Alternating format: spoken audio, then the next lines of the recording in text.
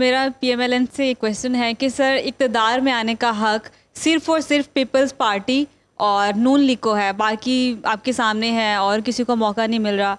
और सेकंड मेरा ये है, कहा जाता है जमहूरी निज़ाम, एक पार्टी जब जलसा करने का कहती है तो उस पर पाबंदी लगा दी जाती है क्योंकि दहशतगर्दी होगी, हमला होगा। तो क्या सिर्फ उस पार्टी के आने से ही हमले होते हैं या दहशतगर्दी बाकी पार्टीज भी जलसे करती हैं, तो उनको क्यों आप लोग रोकते हैं कि वो जलसा नहीं करेगी? देखिए जी, इक़्तिदार में आने का हक किसी भी सियासी जमात को नहीं होता।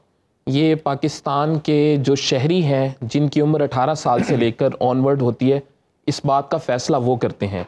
और पाकिस्तान में 2048 तक जो United nation human development report है, आप कह रहे हैं कि यूथ ही फैसला करती है कि इक़्तिदार में कौन आएगा, लेकिन सर यूथ ने फैसला किया ना, उस पर तो आपको पता है क्या हुआ है। मैं ये समझता हूँ कि इस चीज़ की ज़रूरत है। अगर कोई ये सियासी जमात ये समझती है कि हमें वोट मिले थे, हम इक़्तिदार में नहीं आए, तो हम ये देख रहे हैं कि 75 साल से जो सियासी जमात इलेक्शन हार जाती है,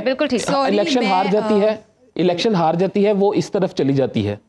इनके सवाल से पहले सवाल ले लेते हैं सर, फिर आपके पास सवाल ले लेते हैं। सर, आपकी ही गवर्नमेंट ने हमें दिखाया है कि ये डिक्टेटरशिप है, डेमोक्रेसी तो कहीं है ही नहीं। फॉर्म 45, फॉर्म 47 और फिर जी हमारी सीएम साहिबा, आपके सामने ये अभी इशू ट्रेंडिंग चल रहा है। ट्रेंडिंग इशू क्या चल रहा है कि जी आपको पैसे दे के आप हमारी खिदमतों के, हमारे काम के बारे में आप बोलें, आपके सामने है। इसके बारे में आप क्या? मैं पहले आपके सवाल से पहले उनके सवाल की तरफ, जो उन्होंने बात की ना कि किसी भी सियासी जमात को जलसा करने की इजाज़त नहीं दी, जो उनका जलसा होने जा रहा है वो उन्होंने खुद मुलतवी किया है। और दूसरी बात है, हमारी ना जो एक मेमोरी है ना हमारे नौजवानों की, एक तारीख की, वो बड़ी कमज़ोर है। ये निशान जो ले लिया गया, इस पर बात की जा रही है। ये आप देखें कि ये हमेशा से मुस्लिम लीग नून के साथ होता रहा है।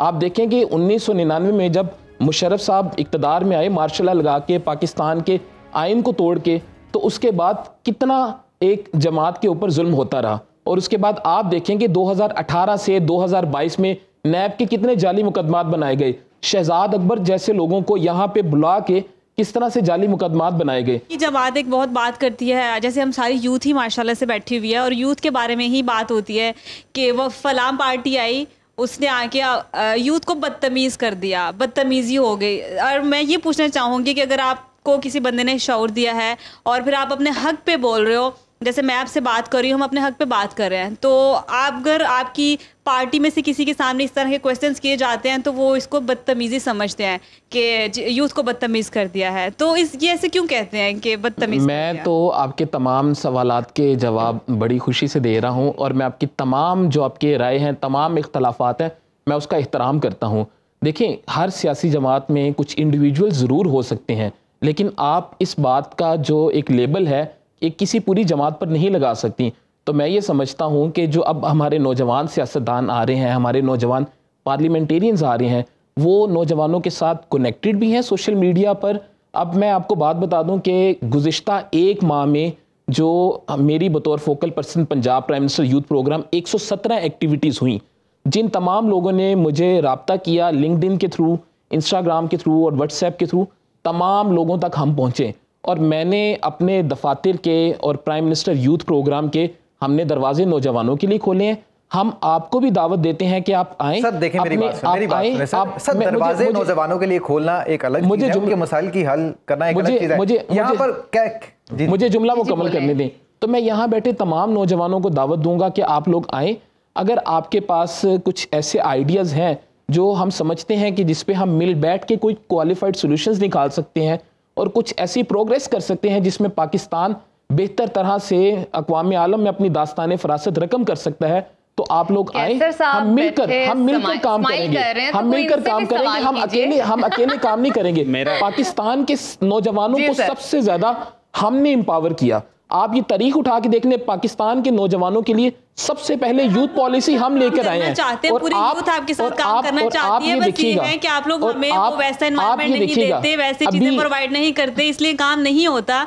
हम आपको गलत नहीं कह रहे, हमारा पॉइंट ये है कि हमें वैसे फैसिलिटेट किया जाए। हमें ये नहीं है जिसकी भी हुकूमत है, हमें तो अपना फ्यूचर अच्छा करना है और पाकिस्तान के लिए ही कुछ करना है ना।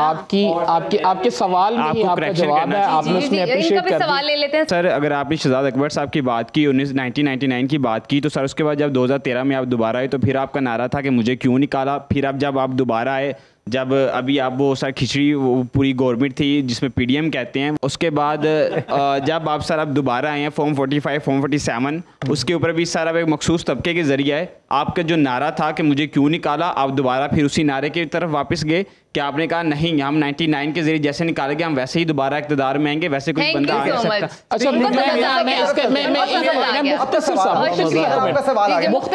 मुख्तसर सा कमेंट अगर मुझे करने दें कैसर भाई, अगर मुझे तो बड़ा मजा आ रहा है।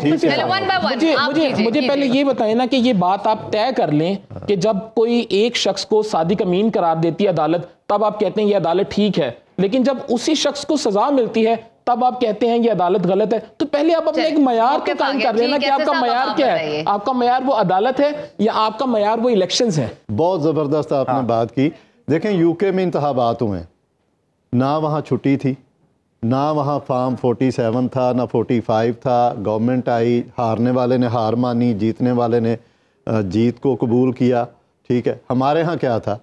हमारे यहाँ इंटरनेट बंद था, तमाम टैक्सी सर्विसेज, ट्रैवलिंग की सहूलियात बंद थी। वोट कहाँ पे है, कैसे है, अब डिजिटल किसी को एक्सेस नहीं थी और अजीबो गरीब फिनोमेना था। और रिजल्ट जो है शाम में और था, रात में और था, सुबह जो है रिजल्ट कुछ और था। आप यूके की बात करें, 400 साल हो गए हैं सर उनकी जमहूरियत, हमें 75 साल हो गए। मैं आपको अर्ज करता, तो मैं ये समझता हूँ कि ये नौजवानों के जो सवाल हैं ये बिल्कुल वैलिड है। ये अवाम की आवाज़ है, ये 13 करोड़ नौजवानों की ये नुमाइंदगी 19 लोग कर रहे हैं। मैं इनसे इत्तफाक करता हूँ।